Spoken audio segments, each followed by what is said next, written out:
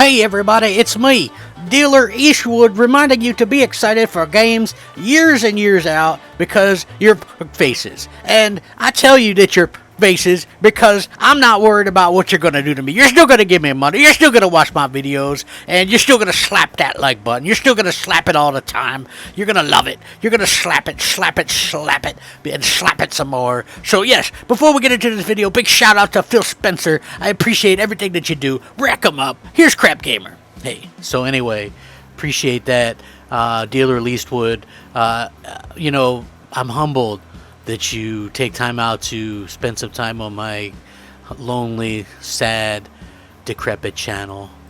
Yeah, I really do appreciate that. So anyway, I wanted to talk about some interesting things, mainly because Digital Foundry was doing some testing on some games, and why not do some testing on these, right? I mean, listen, you would not believe the amount of damage control, the amount of just kind of weirdness that I've encountered when it comes to, a game being the best looking game that we've ever seen and it being a PlayStation exclusive. So, I found this to be very, very convenient. And again, if you're just now getting into Xbox and PlayStation, this whole past year and a half, maybe even 2 years, on the Xbox side, you had all of these people, all these influencers, all these YouTubers on the Xbox side hyping up this massive power difference. And they say it every day still on social media and their own videos, how big this massive power difference is between Xbox and PlayStation 5.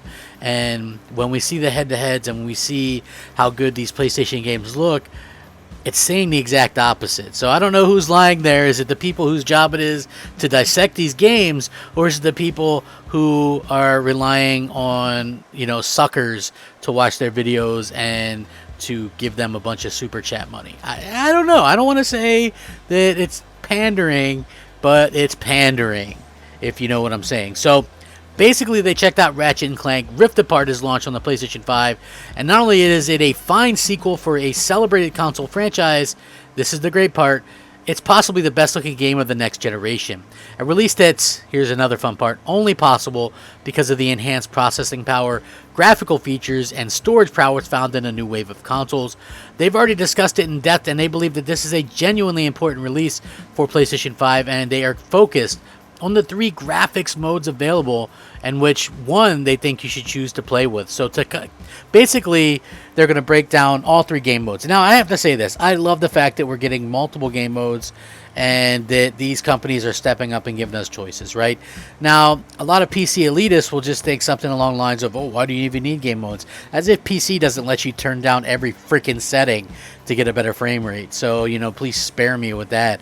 And I think there should be multiple frame modes with frame rates and fidelities and things like that on console. Not as much as on PC, where you can turn down the foliage 100% or something like that, because I think that can lead to unfair advantages. But just having 3 different things to choose from, I think is perfectly fine.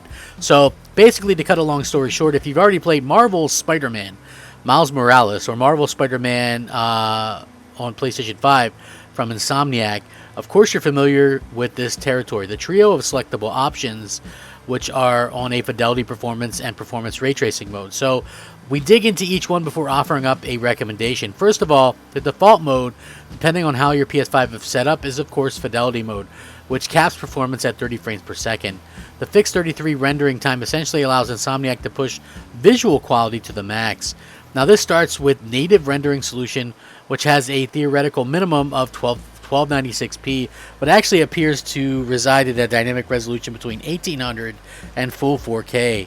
The image quality in this and all modes is boosted with temporal jittering, an image reconstruction technique that analyzes the last frame, maps the trajectory of every pixel, and injects that data into a new frame. So this is stuff that's been going on since late last generation, and I think that it's wonderful that they're able to do this. Fidelity mode also uses hardware accelerated ray tracing for reflections, and we consider ray tracing to be a crucial component of Rift Apart's visual makeup. There are so many reflective surfaces, so much curved and metal and glass, and it all looks glorious. It's our contention that this artistic vision for the game was built around the concept of ray tracing as a key component. And while Rift Apart looks fine without ray tracing, you're missing something special by turning it off.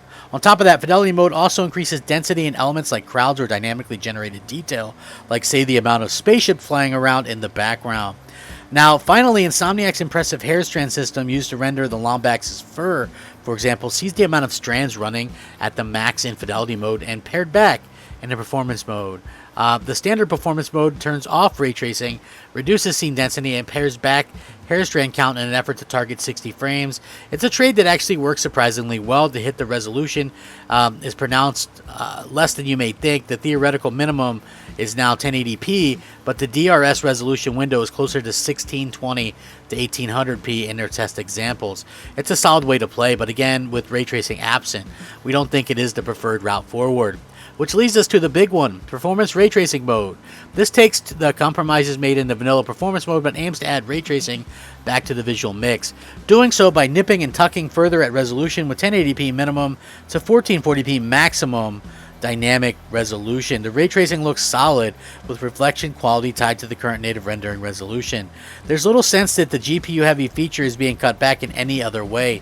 Image quality can look a little bit grainier naturally, but owing to a visual aesthetic that's more CG Toon-like and more organic than say Marvel Spider-Man, this is the mode that works best for us. Insomniac's temporal injection techniques do a good job of increasing perception of detail, and while you're losing the pin-sharp clarity of Fidelity mode, the balance of ray tracing features and 60 frames per second gaming is difficult to overlook.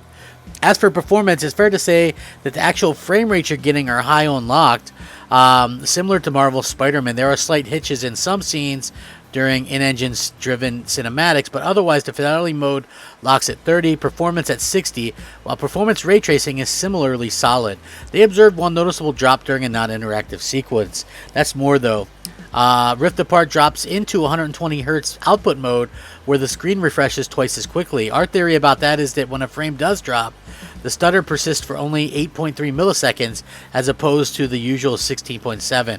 It's an interesting idea and potentially opens the door to a 40 frames per second quality based mode too, should Insomniac actually consider it. If you're finding that your screen resolution drops to 1080p as a result of 120 being forced when the game boots, simply disable 120Hz output in the PS4 system.